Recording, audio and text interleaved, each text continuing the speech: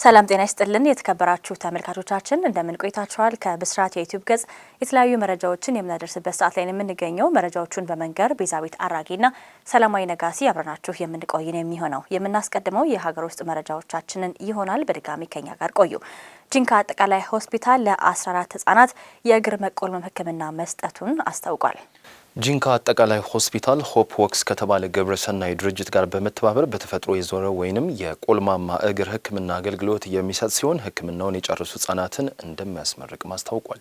ቆልማማ እግር በማህበረሰቡ ዘንድ የፈጣሪ እርግማን ነው በሚል የተሳሳተ አመለካከት እንዳለው የገለጹት የጂንካ አጠቃላይ ሆስፒታል ሜዲካል ዳይሬክተር ዶክተር ቢኒያም አስራት የችግሩ መንስኤ በውል ባይታወቅም በህክምና እንደሚስተካከል መረዳት ግን ያስፈልጋል ያለው ሲሆን በ2017 ዓ.ም ለ14 ህጻናት ሆስፒታሉ የእግር መቆልመም ህክምና መስጠቱን ለብስራት ራዲዮ ተናግረዋል።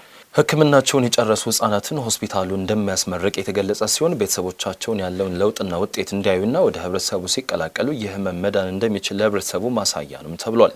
እንደ ዓለም ጤና ድርጅት መረጃ የእግር መቆልመም ከሚወለዱ 1000 ህጻናት ውስጥ በአንድና ሁለት ህጻናት ላይ የሚከሰት ሲሆን ከሴቶች በበለጠ በወንድ ህጻናት ላይ ይከሰታል ስትል መባወርቅነህ ዘግባለች። በውንብድና ዘረፋና በመድፈር ወንጀል የተከሰሱ 2 ግለሰቦች በእስራት ተቀጡ። በምዕራብ ሸዋ ዞን በቾ ወረዳ በውንብድና በዘረፋና በመድፈር ወንጀል የተከሰሱ 2 ግለሰቦች በእስራት መቀጣታቸውን የደቡብ ምዕራብ ሸዋ ዞን ፖሊስ አስታውቋል። የደቡብ ምዕራብ ሸዋ ዞን ፖሊስ ዋና መምሪያ የኮሚኒኬሽን ክፍል መግለጫ እንዳመላከተው አንደኛ ተከሳሽ ቶሎሳ ሆማ፣ ሁለተኛ ተከሳሽ ፈይሳ ድሪባ የተባሉ 2 ግለሰቦች በደቡብ ምዕራብ ሸዋ ዞን ሰደን ሰዶ ወረዳ 20 ወርዲ ቀበሌ ውስጥ የጦር መሳሪያ በመታጠቅ ጨለማን ተጠቅመው የውንብድና የዘረፋ እንዲሁም የመድፈር ጥቃት ሲፈጽሙ እንደነበረ በማስረጃ መረጋገጡንም ገልጿል። 2 ተከሳሾች ከመጋቢት 2 እስከ መጋቢት 6 2017 ዓ.ም ድረስ የጦር መሳሪያ በመታጠቅ በሰደን ሶዶ ከተማ 20 ወርዲ ቀበሌ ውስጥም ከሌሊቱ 7 ሰዓት ላይ እንቅልፍ ላይ ያሉ ቤተሰቦችን በር ሰብሮ በመግባት ከ3 ሰዎች ላይ ከ300 ሺህ ብር በላይ ዘርፈው በመውሰድ የ13 ዓመት ሴት ልጅ ላይ የመድፈር ጥቃት መፈጸማቸውን ሙሉ በሙሉ በአቃቤ ሕግ ማስረጃ መረጋገጡን መግለጫው አመላክቷል። የዞኑ የተቀናጀ የጸጥታ ግብረ ኃይል ባደረገው ክትትልና እርምጃም ተከሳሾችን በቁጥጥር ስር በማዋል ለፖሊስ አስረክቧል። ፖሊስም በሁለቱም ተከሳሾች ላይ አስፈላጊውን ምርመራ በማስረጃ በማጠናከር ለአቃቤ ሕግ የላከ ሲሆን አቃቤ ሕግም ከፖሊስ የቀረበውን የምርመራ መዝገብ ተመልክቶ በከባድ ውንብድናና የዘረፋ እንዲሁም ያስገድዶ መድፈር በጥምር ወንጀል ክስ መስርቷል።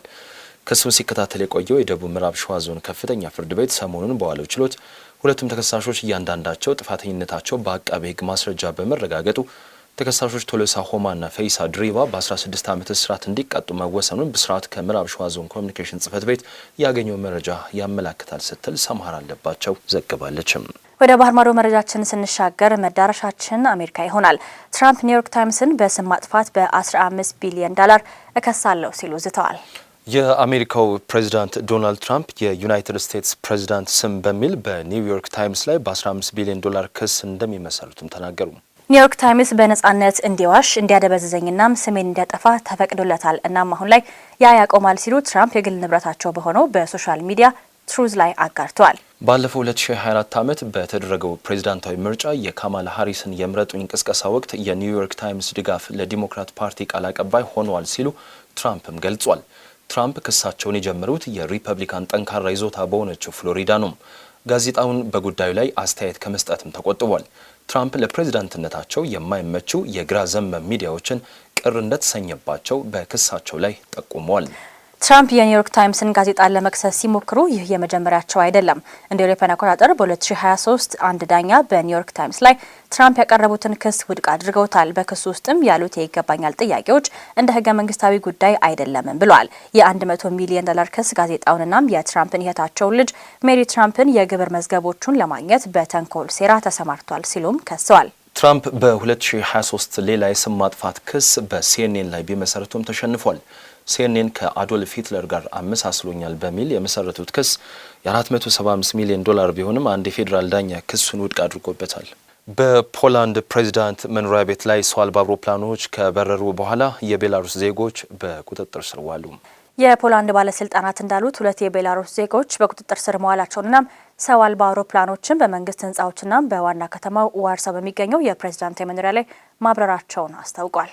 የፖላንድ ጠቅላይ ሚኒስትር ዶናልድ ቱስክ ማክሰኞ ዕለት እንደገለጹት የሀገሪቱ የመንግስት ጥበቃ አገልግሎት አባላት 2ቱን የቤላሩስ ዜጎች መያዙን በማንሳት ፖሊስ የአደጋውን ሁኔታ እየመረመረ መሆኑን ይፋ አድርጓል።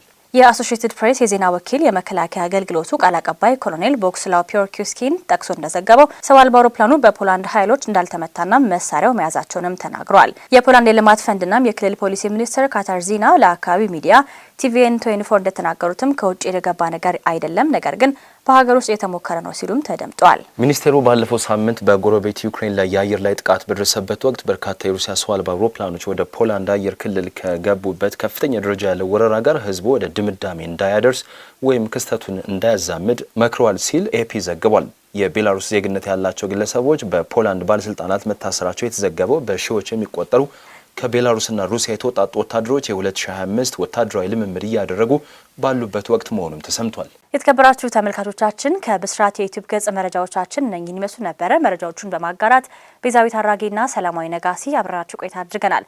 የተለያዩ ፈጣን መረጃዎችን ለማግኘት የብስራት የዩቲዩብ ገጽን ላይክ፣ ሼር እንዲሁም ሰብስክራይብ ማድረግ እንዳይረሳ። መልካም ነው።